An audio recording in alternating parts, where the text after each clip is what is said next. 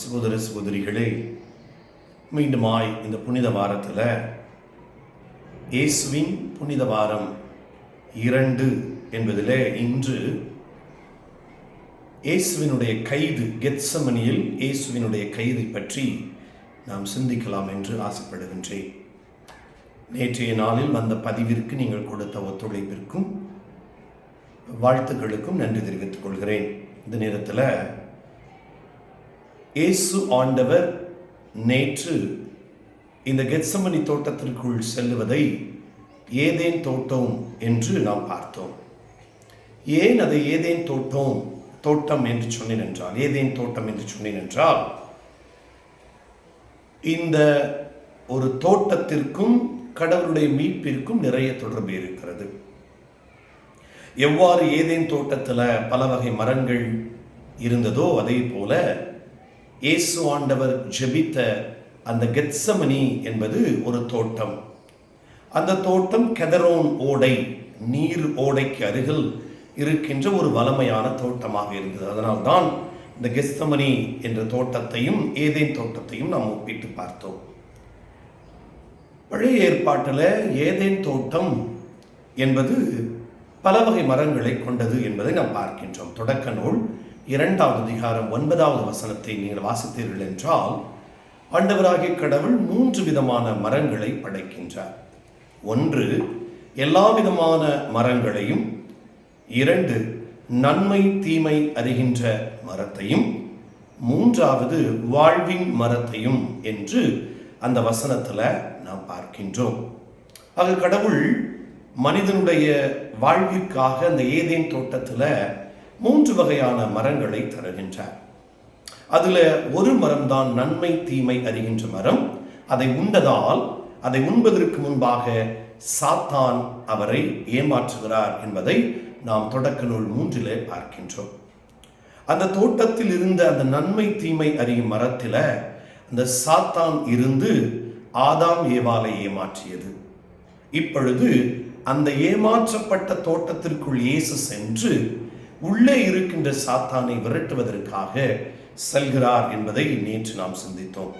இந்த நாளிலும் கூட இயேசு ஆண்டவர் அந்த சாத்தானை விரட்டுவதற்காக கெத்சமனி தோட்டத்தில் இருக்கிறார். இப்பொழுது சாத்தான் நிறைந்த யூதாசு அந்த தோட்டத்திற்குள்ளே நுழைவதை இன்றைய செய்திக்குள் நாம் கொண்டு வருகிறோம். குறிப்பாக மார்க் நற்செய்தி 14வது அதிகாரம் 43 முதல் 52 வசனங்களை தயவு செய்து எடுத்துக்கொண்டு இந்த செய்தியை கேளுங்கள். இதிலே நாம் எவ்வாறு இந்த யூதாசு இயேசுவை காட்டிக் கொடுப்பதற்காக உள்ளே நுழைகிறார், அதன் பின்பு நடக்கின்ற காட்சியும், கடைசியில் 52வது வசனத்தில் ஒரு நிகழ்வையும் நாம் இன்றைக்கு சேர்த்து பார்க்க போகின்றோம். இவ்வாறு இயேசு இருந்த கெத்சமனி தோட்டத்திற்குள்ள சாத்தான் நுழைந்த, சாத்தானை பெற்றுக்கொண்ட யூதாசு நுழைகிறார். இப்போ அப்படியே கொஞ்சம் நம்ம பழைய ஏற்பாட்டையும் புதிய ஏற்பாட்டையும் சேர்த்து பார்க்கணும். பழைய ஏற்பாட்டில் கடவுள் உருவில் சாய்ந்திருந்த ஆதாம் ஏவாளை சாத்தான் இறை வார்த்தையை வைத்து ஏமாற்றுகிறது. புதிய ஏற்பாட்டிலோ யூதாசுக்குள் இருந்த சாத்தான் கடவுள் தன்மையில் விளங்கிய இயேசுவை முத்தத்தை வைத்து ஏமாற்றி அவரை தீர்ப்புக்குள்ளாக்குகின்றார். இப்படி நாம் பார்க்கின்ற பொழுது பழைய ஏற்பாட்டினுடைய அந்த சாத்தானின் வேலையை நாம் சற்று சிந்திக்க வேண்டும். இந்த சாத்தான் எவ்வாறு பழைய ஏற்பாட்டு கடவுள் உருவிலும் சாயலும் இருந்த ஆதாம் ஏவாளை ஏமாற்றியது. ஏன்னா பவுலடியார் அடிக்கடி சொல்லுவார், முதல் ஆதாம் என்று பழைய ஏற்பாட்டையும் புதிய ஆதாம் என்று இயேசுவையும் குறிப்பிடுவதை நாம் பார்க்கின்றோம். பழைய ஏற்பாட்டினுடைய முதல் ஆதாம் சாத்தானால் எப்படி ஏமாற்றப்படுகிறார் என்பதை நாம் தொடக்க நூல் 3வது அதிகாரத்தில் அழகாக பார்க்கின்றோம். அதில் குறிப்பாக 3வது அதிகாரம் 6வது வசனத்தில் அந்த மரத்தை பற்றி சொல்லுகின்ற பொழுது 3 காரியங்களை விவிலிய ஆசிரியர் சொல்லுகிறார். 1, அந்த மரம் உண்பதற்கு சுவையானது. 2, கண்களுக்கு களிப்பூட்டுவது. 3, அறிவு பெறுவதற்கு விரும்பத்தக்கது என்று சொல்கிறார். உண்பதற்கு சுவையானது என்பது உடல் சோதனையையும், கண்களுக்கு களிப்பூட்டுவது என்பது மனதிற்கான சோதனையையும், அறிவு பெறுவதற்கு விரும்பத்தக்கது என்பது அறிவிற்கான சோதனையும் குறிப்பிட்டு சொல்லுகிறார் ஆசிரியர். இப்போ இந்த சோதனைகளை எவ்வாறு மனிதனுக்குள் சாத்தான் திணிக்கின்றான்? நம்முடைய எல்லாருடைய வாழ்க்கையில் நடக்குது. மெதுமெதுவா உடல்ல ஆரம்பிச்சு மனதுக்குள்ள போய் நம்முடைய அறிவை மழுங்கடிப்பதற்கு பெயர் சோதனை. சோதனை அப்படிதான் இருக்கும். முதல்ல உடலை பாதிக்கும். நம்ம ஒரு எடுத்துக்காட்டுக்கு சொன்னீங்கன்னா, ஒரு குடிகாரனை எடுத்துக்கிட்டீங்கன்னா, முதல்ல அவருடைய உடலுக்குள் அதை எடுக்கிறார். அது அவருடைய மனதை பாதிக்குது. அதனால குடும்ப உறவுகள் பிரிகிறது. அப்புறம் அவர் அறிவு மங்கி போயிருது, மழுங்கி போயிருது. அப்போ இந்த சோதனை என்பது 3 காரியத்தையும் முடக்குவதாக இருக்கிறது. உடலை, மனதை, அறிவை முடக்குவதாக இருக்கிறது. அதனால்தான் இயேசு ஆண்டவர் தன்னுடைய ஜெபத்துல, குறிப்பாக இந்த கெத்சமனி தோட்டத்துல சீடர்களை பார்த்து சொல்லுவார், சோதனையில் விழுந்து விழாதபடி ஜெபியுங்கள் என்று சொல்லுவார். சோதனையில் விழுந்து விடாதபடி ஜெபியுங்கள் என்று சொல்லுவார். அப்ப இந்த சோதனை, இப்ப பாருங்களேன் எப்படி அந்த சாத்தான் ஆதாம் ஏவாளை பழைய ஏற்பாட்டிலேயே மாற்றுகிறது. 1 தொடக்க நூல் 3:1 நீங்க வாசித்தீங்கன்னா, இந்த சாத்தான் போய் குறிப்பாக ஏவாளிடம் கேட்கிற முதல் கேள்வி என்ன? முதல் கேள்வி, உண்ணக்கூடாது என்றது உண்மையா? இந்த மரத்தின் கனியை உண்ணக்கூடாது என்றது உண்மையா? உண்மையா? அதுக்கு பின்னாடி பார்த்தீங்கன்னா ஒரு கேள்விக்குறி இருக்கும். கேள்விக்குறி அப்படின்னா என்ன? It's a question. அப்போ ஒரு டவுட்டை கிரியேட் பண்றது, ஒரு வார்த்தையோடு சேர்ந்து டிஸ்பியூட் பண்றது, தர்க்கம் பண்றது. டிஸ்பியூட்னா டிஸ்பியூட் காட்ஸ் வேர்ட் என்று சொல்லலாம். கடவுள் வார்த்தையோடு தர்க்கம் செய்து, அப்படியா கடவுள் செய்வாரா என்று கேள்வியை கேட்டு தர்க்கம் செய்தல். சோ இந்த சாத்தான் முதலில் கொடுத்த சோதனை, கடவுள் வார்த்தையோடு தர்க்கம் பண்ணுகிறார். முதல்ல கடவுள் வார்த்தைக்குள்ள சந்தேகத்தை கொடுத்துட்டோம் அப்படின்னா, 2வது என்ன ஆயிரும்? இந்த தர்க்கம் என்ன செய்யும்? பொதுவா சந்தேகத்தை நமக்கு உருவாக்கும். அப்படியா அவங்க சொன்னாங்களா அப்படின்னா சந்தேகம் நமக்குள்ள வந்துவிடும். அப்ப 2வதா என்ன நடக்குது அப்படின்னா, denying God's word. First dispute, தர்க்கம் பண்ணி சந்தேகத்தை கொடுக்கிறாரு. 2வது டினை பண்ண வைக்குது அந்த சாத்தான். பாருங்க 3வது அதிகாரம், அதே தொடக்க நூல் 3:4 வாசிக்கின்றோம். நீங்கள் சாகவே மாட்டீர்கள். ஏவாள் சொல்லுவாங்க, அந்த மரத்தின் கனியை உண்டால் செத்து விடுவோம் என்று சொல்லுவார். ஆனா சாத்தான் என்ன சொல்லும்? சாகவே மாட்டீர்கள். டினை காட்ஸ் வேர்ட், கடவுளை மறுதலிக்கிறது. அப்ப தர்க்கம் செஞ்சு சந்தேகத்தை உருவாக்கி கடவுளுடைய வார்த்தையை மறுதலிச்சாச்சு. ஒருவருடைய வாழ்க்கையில சந்தேகம் வர தொடங்கிடுச்சுனாலே நம்ம கடவுளை மறுதலிக்க தொடங்குறோன்னு அர்த்தம். அதனாலதான் நீங்க பார்த்தீங்க அப்படின்னா, கொஞ்சம் கொஞ்சமா பேதுருடைய வாழ்க்கையில கடவுள் மீது சந்தேகம் வருவதை நாம் பார்க்கிறோம். அதனால அப்படியே தன்னுடைய சந்தேகத்தை கடவுள் மீது திணிப்பார். அதனால மறுதலிக்கிற நிலைமைக்கு சென்று விடுவார். 3வது, அப்ப ஃபர்ஸ்ட் டிஸ்பியூட், 2வது டினை, 3வது பாருங்களேன், நீங்க தர்க்கம் செய்யப்பட்டு சந்தேகப்பட்டு கடவுளுடைய வார்த்தையை மறுதலித்து விட்டீர்கள் என்றால் தயாராக இருந்து கொள்ளுங்கள். தொடக்க நூல் 3:5 சாத்தான் சொல்லுகிறது, நீங்கள் கடவுளை போல் ஆவீர்கள், உங்கள் கண்கள் திறக்கப்படும். இப்ப என்ன ஆயிடுச்சு? கடவுள் வார்த்தையை தள்ளி வச்சிருச்சு, தன்னுடைய வார்த்தையை மனசுக்குள்ள போட்டுடுச்சு. கடவுள் வார்த்தை என்ன சொல்லிச்சு? நீ அந்த மரத்தின் கனியை உண்டால் சாவாய்.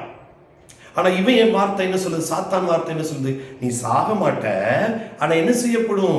உன் கண்கள் திறக்கப்பட்டு கடவுளை போல, கடவுளையே ரீப்ளேஸ். கடவுளே வேணாம், கடவுளே நமக்கு தேவையில்லை, நீயே கடவுளா மாறிக்கோ. See, displace God's word. So first dispute, 2வது deny, displace. அப்போ ஒரு சோதனைக்குள் நம்ம எப்படி விழுறோம் அப்படின்னா, முதல்ல டிஸ்பியூட், கடவுள் வார்த்தைக்குள்ள நமக்கு ஒரு தர்க்கம் சந்தேகம் ஏற்படுற மாதிரி மாறும். அப்புறம் அந்த சந்தேகம் கடவுளையே மறுதலிக்க வைக்கும். அந்த மறுதலிப்பு கடைசியில் கடவுளை தள்ளி வைத்து விட்டு நம்மை முன்னிலைப்படுத்தும். இப்போ யூதாசுக்குள்ளும் நடந்தது இதுதான். அவருக்கு கடவுள் வார்த்தையில நம்பிக்கை இல்ல. கடவுள் வார்த்தையை மறுதலிக்க தொடங்குறாரு. கடவுள் வார்த்தையை சந்தேகப்பட தொடங்குறாரு. அதனால என்ன ஆயிடுச்சு, இந்த யூதாசுக்குள் இறைவன் இயேசு இருக்க வேண்டிய இடத்துல சாத்தான் நுழைகிறார் என்று பார்க்கிறோம்.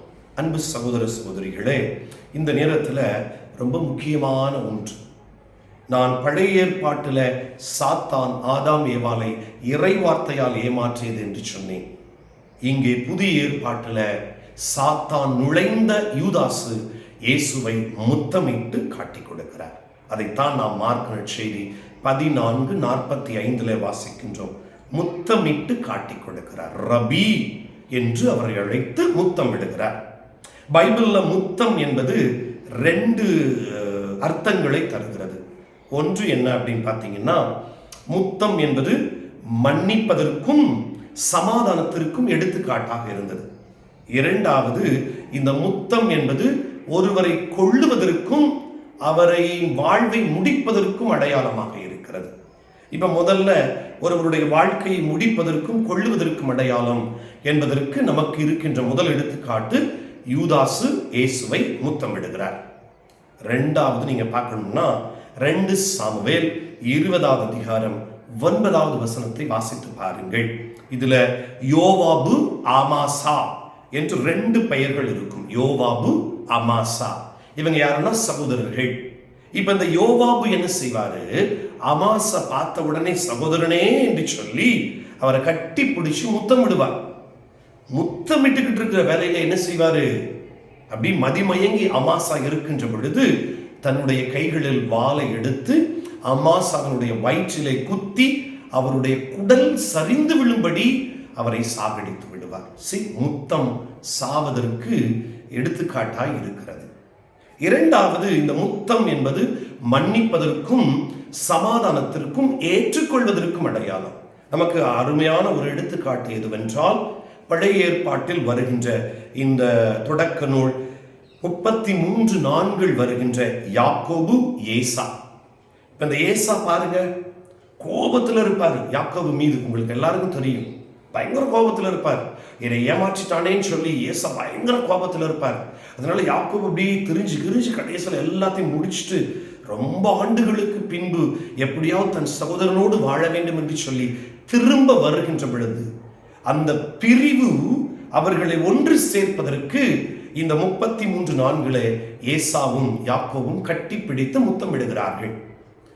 பல நாட்கள் பிளவு, அந்த பிரிவு அவர்களை ஒற்றுமைப்படுத்தி மன்னித்து ஏற்றுக்கொள்வதற்கு முத்தத்தை பயன்படுத்துகிறார்கள். இது ஒன்று.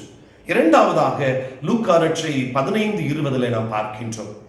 அந்த ஊதாரி மைந்தன் அவருடைய தந்தை. ஊதாரி மைந்தன் எல்லாத்தையும் எடுத்துட்டு போயிடுவார். பெரிய பிரிவு. அப்பாவனுடைய மனதிலே பாரமான ஒரு சுமையை வைத்துவிட்டு இந்த பையன் ஓடிடுவார், இளைய மகன். ஆனா திரும்ப வருகின்ற பொழுது அந்த தந்தை என்ன செய்கிறார், ஓடோடி சென்று அவனை கட்டி அணைத்து முத்தமிடுகிறார். தன்னுடைய பிரிவை தாங்க முடியாத தந்தை முத்தத்தை கொடுத்து ஏற்றுக்கொண்டு அவனை அரவணைக்கின்றார். இவ்வாறு முத்தம் என்பது 2 அர்த்தங்களை தருவதாக பைபிள்ல நம்ம பார்க்கிறோம். அதன் வகையில இன்றைக்கு யூதாசு கொடுத்த முத்தம் இயேசுவை கல்வாரியின் சாவிற்கு இட்டு செல்லுகிறது. அதனால் தான் இயேசு என்ன செய்கிறார், அந்த முத்தத்திற்கு பதில் எதுவும் சொல்லாமல் அமைதியாக நிற்கின்றார். அமைதியாக நின்ற இயேசுவை அடையாளப்படுத்துவதற்கு யோவான் அழகான ஒரு காரியத்தை இன்று இந்த மார்க் நற்செய்தி 14 மார்க் நற்செய்தி 14 51, 52 தெளிவாக வைத்திருக்கின்றார். நல்லா பாருங்க. பழைய ஏற்பாட்டில் ஆதாம் ஏவாளுக்குள் சாத்தானால் ஏமாற்றப்பட்டவுடன் அவர்கள் நிர்வாணத்தை மறைப்பதற்காக ஓடினார்கள். இங்க பாருங்க, இயேசுவை முத்தமிட்டு காட்டிக் கொடுத்த பின் ஒரு இளைஞர் நிர்வாணத்தோடு ஓடுகிறார் என்று பார்க்கின்றோம். இதிலிருந்து என்ன தெரிகிறது என்பதை புரிந்து கொள்ளுங்கள் என் அன்பு சகோதரர்களே, சகோதரிகளே. இயேசு நம்முடைய வாழ்விற்குள் வருகின்ற பொழுது நம்முடைய வாழ்வில் இருக்கின்ற சோதனைகள் விலகி நாம் இயேசுவை இதோ நல்லதொரு நிலையில் அடைவதற்கும் ஏற்றுக்கொள்வதற்கும் உதவியாக நாம் ஒவ்வொருவரும் இந்த புனித வாரத்தில் பயணம் செய்ய வேண்டும் என்று இந்த நிகழ்வு நமக்கு சுட்டி காட்டுகிறது. எனவே இந்த நேரத்தில் மீண்டுமாய் நாளை ஒரு முக்கியமான பெருவிழாவை கொண்டாடப் போகின்றோம். அனைத்து குருத்துவ நாளையும், நற்கருணை ஏற்படுத்திய விழாவையும், இன்னும் அதிகமாக இயேசு கொடுத்த முதல் கட்டளையாம் அன்பு கட்டளையும் நினைவு கூற இருக்கின்றோம். அன்பு செய்வோம் குருக்களை, அன்பு செய்வோம் நற்கருணை ஆண்டவரை. நன்றி, வாழ்த்துக்கள்.